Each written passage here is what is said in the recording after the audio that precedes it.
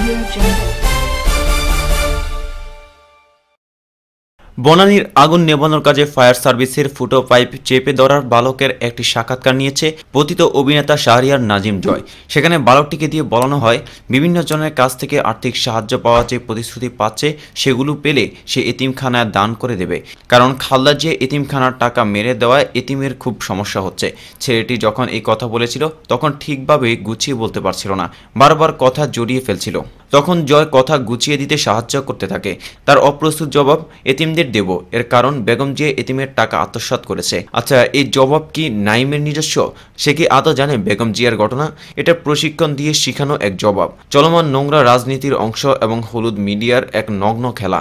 যে কোনো বড় দুর্ঘটনার পর একটি আবেগিক গল্প তৈরি করা হয় যাতে মানুষের কৌতূহল সেদিকে চলে যায়। যেমন রানা প্লাজা ধ্বংসের পর রেশমা, চকবাজার অগ্নিকাণ্ডের পর অক্ষত মসজিদ, বনানীর জ্বলন্ত লাশে স্তূপ চাপিয়ে সংবাদের শীর্ষ নাইম।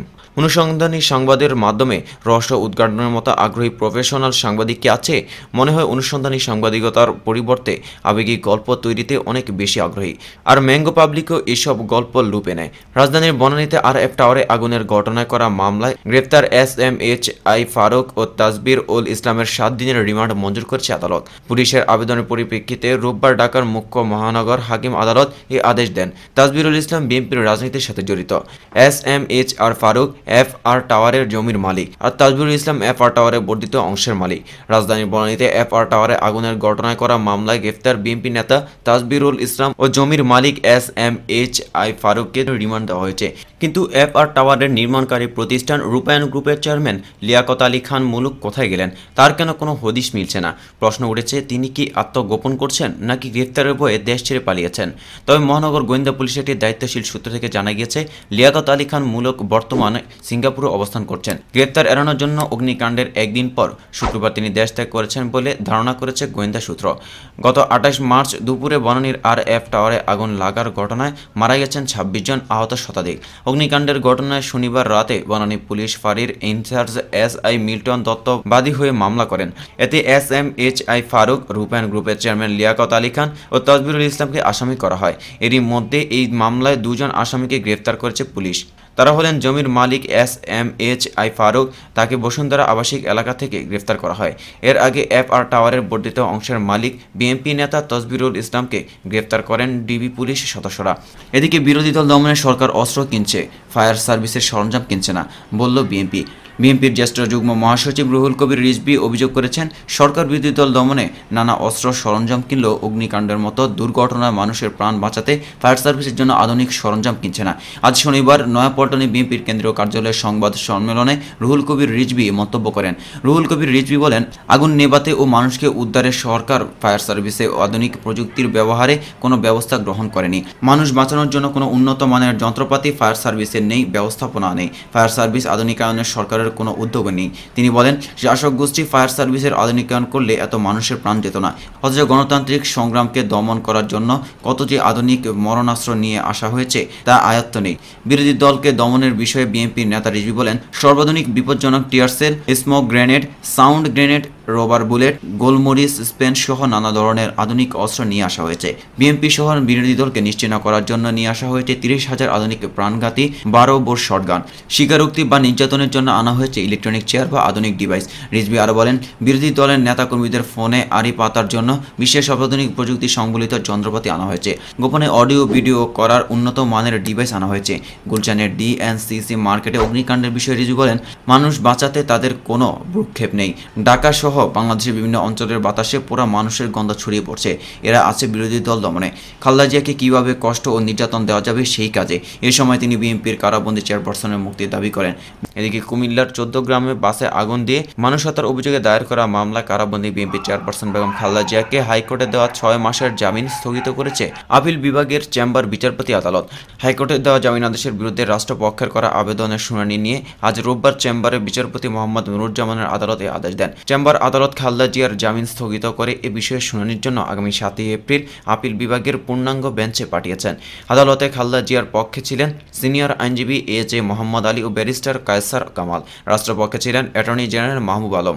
এ বিষয়ে ব্যারিস্টার কায়সার কামাল জানান, গত 6 মার্চ এই মামলা হাইকোর্টে খালেদা জিয়াকে 6 মাসের জামিন দেন। এর বিরুদ্ধে রাষ্ট্রপক্ষ আপিল বিভাগে আবেদন করেছিল। রোববার আপিল বিভাগের চেম্বার আদালত কুমিল্লায় এই মামলার খালেদা জিয়ার জামিন স্থগিত করে আগামী 7 এপ্রিল আপিল বিভাগের পূর্ণাঙ্গ বেঞ্চে শুনানির জন্য পাঠিয়েছেন। ওই দিন খালেদা জিয়ার জামিন আদেশের পর তার আইনজীবী খন্দকার মাহবুব হোসেন বলেছিলেন, আমি প্রথম থেকেই বলছি সরকার বিভিন্নভাবে খালেদা জিয়াকে কারাবাসে দীর্ঘায়িত করার চেষ্টা করছে। কুমিল্লার এই মামলা তার বহু আগে জামিন পাওয়া উচিত ছিল। সরকার বিভিন্ন উপায়ে এটাকে দীর্ঘায়িত করছে। 1 বছর আগে হাইকোর্টে এই মামলা খালেদা জিয়াকে 6 মাসের জামিন দেন, কিন্তু সরকার এটা নিয়ে আবার আপিল বিভাগে যেতে পারে বলে আমি মনে করি। সেক্ষেত্রে আবারও বেশি কিছু সময় ক্ষেপণ হবে। তাই বেগম খালেদা জিয়া কবে মুক্তি পাবেন সেটা আদালতের চেয়ে সরকারের সদিচ্ছার উপর নির্ভর করে। কেননা আদালত তাকে বিভিন্ন মামলায় জামিন দেওয়ার পর কালক্ষেপণের করার জন্য সরকারের তরফ থেকে উচ্চ আদালতে মামলাটি নিয়ে যায়, শুধুমাত্র সময় ক্ষেপণের জন্য। এদিকে রোববার থেকে অভিযান শুরু হবে। নিয়মের মধ্যে না থাকলে ভবন সিলগালা। গৃহায়ন ও গণপূর্ত মন্ত্রী সমর রেজাউল করিম বলছেন, রাজধানীর উন্নয়ন কর্তৃপক্ষ রোববার থেকে অভিযান নামছে। এ সময় অগ্নি নির্বাপক ব্যবস্থা না থাকলে বা অপরিকল্পিতভাবে নির্মিত ভবন সিলগালা করে দেওয়া হবে। শনিবার গুলশান 1 নম্বর ডিএনসিসি কাঁচা ও সুপার মার্কেটে অগ্নিকাণ্ড স্থল পরিদর্শনের পর সাংবাদিকদের এক প্রশ্নের জবাবে তিনি এ তথ্য জানান। সকাল 10:40 দিকে তিনি অগ্নিকাণ্ড স্থল পরিদর্শনে আসেন। এই ঘটনায় জড়িত ব্যক্তি, মালিক, ব্যবসায়ী, ডেভেলপার এমনকি সিটি কর্পোরেশনের কর্মকর্তা কর্মচারী হলেও তাদের বিরুদ্ধে ব্যবস্থা নেওয়া হবে বলে জানান পূর্তমন্ত্রী। মন্ত্রী বলেন, আমরা শুধু গুলশান বনানী নয়, ঢাকা শহরের যে কোনো স্থানে যদি অপরিকল্পিতভাবে ইমারত নির্মিত হয়ে থাকে, অগ্নি নির্বাপক ব্যবস্থা না থাকে, সেই বিষয়ে রোববার থেকে রাজুকের পরিদর্শন শুরু করব। গৃহায়ন ও গণপূর্ত মন্ত্রী সমর রেজাউল করিম উপস্থিত সাংবাদিকদের বলেন, এই মার্কেটে এর আগেও আগুন লেগেছিল। পরে তদন্ত কমিটির প্রতিবেদন আলোর মুখ দেখে না বলেও অভিযোগ করেন। অগ্নিকাণ্ডের ঘটনায় গঠিত তদন্ত কমিটির প্রতিবেদন জমা দেওয়ার 7 দিনের মধ্যে তা প্রকাশ করা হবে বলেও জানান মন্ত্রী। সমর রেজাউল করিম বলেন, মানুষকে এটি চেতনায় এগিয়ে আসতে হবে। মানুষের মধ্যে সচেতনতা তৈরি না হলে শুধু রাজুক, মন্ত্রী, এমপি কিছুই করতে পারবে না। আমি তো খোলামেলা বলেছি, যেখানে যে অভিযোগ আছে আমাকে সরাসরি জানান, আমরা অ্যাকশনে যাব। সাম্প্রতিক অগ্নিকাণ্ডে জনমনের সন্দেহ দেখা দিয়েছে বললেন সাইদ খোকন। সাম্প্রতিক সংঘটিত অগ্নিকাণ্ডগুলি নিছক দুর্ঘটনা নাকি এর পেছনে কোনো নাশকতা আছে তা নিয়ে জনমনে প্রশ্ন দেখা দিয়েছে। এ কারণে এই বিষয়টি গুরুত্বের সাথে খতিয়ে দেখার জন্য ফায়ার সার্ভিস ও সিভিল ডিফেন্সের প্রতি আহ্বান জানিয়েছেন ঢাকা দক্ষিণের মেয়র মোহাম্মদ সাইদ খোকন। আজ ডিসিসিআই মিলনায়তনে নিরাপদ কেমিক্যাল ব্যবস্থাপনা চকবাজার পরবর্তী প্রস্তুতি শীর্ষক মত বিনিময় সভায় মেয়র এ আহ্বান জানান। অনেক সময় ব্যবসায়ীদের মধ্যে মনোমালিন্য বা ভুল বোঝাবুঝির সুযোগ নিয়ে কেউ এই ধরনের ঘটনা ঘটাচ্ছে কিনা সে বিষয়ে সতর্ক থাকার জন্য তিনি ব্যবসায়ীদের পরামর্শ দেন। ডিসিসিআই সভাপতি ওসামা তাসিরের সভাপতিত্বে অনুষ্ঠিত এই মত বিনিময় সভায় অন্যের মধ্যে ফায়ার ব্রিগেডার ও সিভিল ডিফেন্সের পরিচালক সাজ্জাদ হোসেন, ব্যবসায়ী আরিফ হোসেন, ওয়াকার আহমেদ চৌধুরী প্রমুখ বক্তৃতা করেন। ব্যবসায়ীদের প্রস্তাবের প্রতি সমর্থন জানিয়ে অগ্নিকাণ্ডে দ্রুত ঘটনাস্থলে পৌঁছার সুবিধার্থে পুরনো ঢাকার বাবুবাজার এলাকায় একটি ফায়ার স্টেশন স্থাপনের ব্যবস্থা গ্রহণের জন্য তিনি ফায়ার ব্রিগেড ডিজিকে অনুরোধ জানান। মেয়র সাইদ খোকন অতি দাহ 35টি আইটেম টিসিবি এর মাধ্যমে আনার ব্যাপারে অর্থ ও বাণিজ্য মন্ত্রণালয় এবং এনবিআর এর সাথে সমন্বয়ের জন্য ব্যবসায়ীদের পরামর্শ দেন। এদিকে যে কোনো মূল্যে এটাকে ভেঙে মার্কেট তৈরি করা হবে বললেন হানিফ। আওয়ামী লীগের যুগ্ম সাধারণ সম্পাদক মাহবুবুল আল হানিফ গুলশান কাঁচা বাজারের অগ্নিকাণ্ডের ঘটনাস্থল পরিদর্শন শেষে সাংবাদিকদের বলেন, এই মার্কেটটি ভেঙে আন্তর্জাতিক মানের শপিং মল করার কথা ছিল, যে কোনো কারণে এটা হয়নি, কিন্তু এখন জনগণের স্বার্থে যে কোনো মূল্যে এটাকে ভেঙে মার্কেট তৈরি করতে হবে। হানিফ বলেন, কাঁচা বাজারের সভাপতি ও সাধারণ সম্পাদক আমার দুই পাশে দাঁড়িয়ে রয়েছেন, তারা আজকে সিটি কর্পোরেশনের সঙ্গে আলোচনা করে সিদ্ধান্ত জানাবেন। তিনি বলেন, যেসব ব্যবসায়ী ক্ষয়ক্ষতি হচ্ছে তাদের বিষয়ে সিটি কর্পোরেশন খোঁজ খবর নিচ্ছে। এর আগে তিনি কাঁচা মার্কেটে পুড়ে যাওয়া দোকান মালিকদের সঙ্গে কথা বলেন, তাদের সান্ত্বনাও দেন। বনানীর আগুন নেভানোর কাজে ফায়ার সার্ভিসের ফুটো পাইপ চেপে ধরার বালকের একটি সাক্ষাৎকার নিয়েছে পতিত অভিনেতা শাহরিয়ার নাজিম জয়। সেখানে বালকটিকে দিয়ে বলানো হয়, বিভিন্ন জনের কাছ থেকে আর্থিক সাহায্য পাওয়া যে প্রতিশ্রুতি পাচ্ছে সেগুলো পেলে সে এতিমখানায় দান করে দেবে, কারণ খালেদা জিয়া এতিমখানার টাকা মেরে দেওয়ায় এতিমের খুব সমস্যা হচ্ছে। ছেলেটি যখন এই কথা বলেছিল তখন ঠিকভাবে গুছিয়ে বলতে পারছিল না, বারবার কথা জড়িয়ে ফেলছিল। তখন জয় কথা গুছিয়ে দিতে সাহায্য করতে থাকে। তার অপ্রস্তুত জবাব, এতিমদের দেব, এর কারণ বেগম জিয়া এতিমের টাকা আত্মসাৎ করেছে। আচ্ছা, এই জবাব কি নাইমের নিজস্ব? সে কি আদৌ জানে বেগম জিয়ার ঘটনা? এটা প্রশিক্ষণ দিয়ে শিখানো এক জবাব। চলমান নোংরা রাজনীতির অংশ এবং হলুদ মিডিয়ার এক নগ্ন খেলা।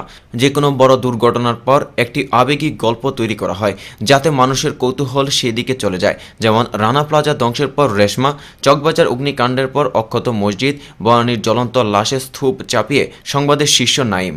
অনুসন্ধানী সংবাদের মাধ্যমে রহস্য উদ্ঘাটনের মতো আগ্রহী প্রফেশনাল সাংবাদিক কি আছে?